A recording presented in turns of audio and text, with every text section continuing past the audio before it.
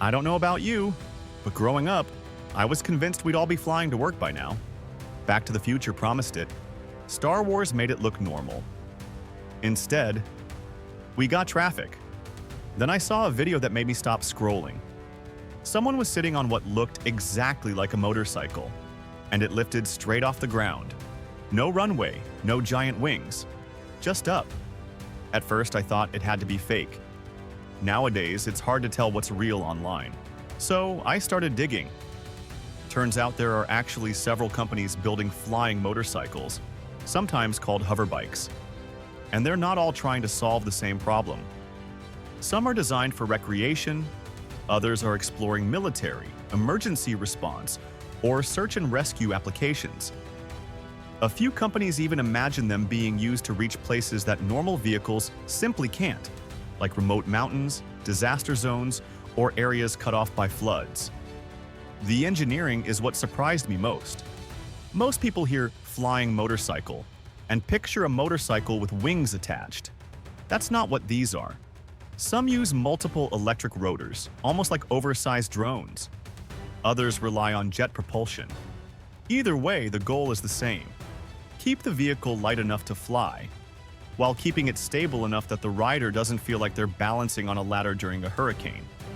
That sounds simple until you think about it. A motorcycle already leans when it turns. Now imagine doing that 30 feet in the air. Every tiny movement matters. Wind matters, weight matters, battery life matters. Even the software has to make thousands of corrections every second just to keep everything balanced. Modern sensors are constantly measuring speed, tilt, altitude, and direction. If the system reacts even a fraction of a second too slowly, the ride could become unstable. Honestly, the computer is doing far more work than the rider.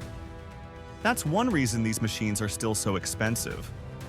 Some prototypes cost hundreds of thousands of dollars. Flight times are usually measured in minutes, not hours. Charging can also take much longer than the actual flight. And they're nowhere near replacing your car, at least not yet.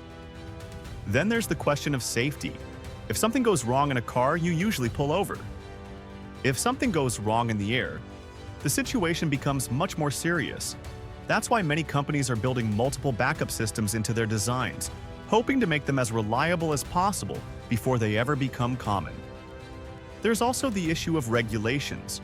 Who would be allowed to fly one? Would you need a pilot's license? Could you fly over cities or only in approved areas?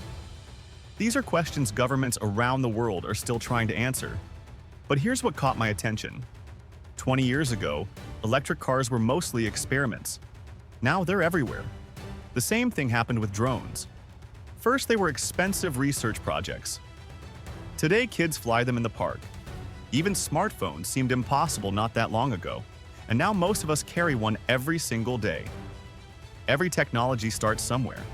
Flying motorcycles are still in that early stage where people laugh, right before they become normal. Will everyone own one someday? Maybe, maybe not. There are still huge questions about safety, regulations, battery technology, and air traffic. But progress usually happens one small step at a time.